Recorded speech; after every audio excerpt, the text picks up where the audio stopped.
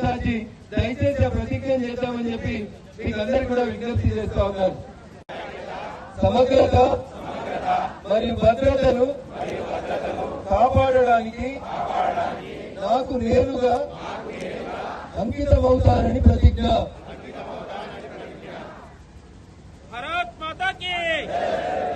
ప్రతిజ్ఞ చేస్తున్నాను.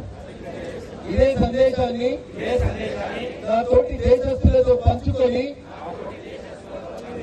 వ్యాప్తి చేయడానికి కృషి చేస్తానని ప్రతిజ్ఞ చేస్తున్నాను.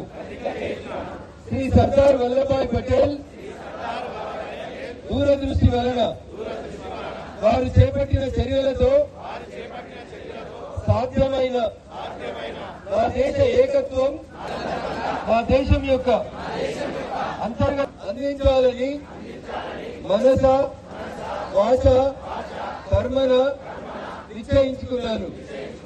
జై హింద్, జై భారత్.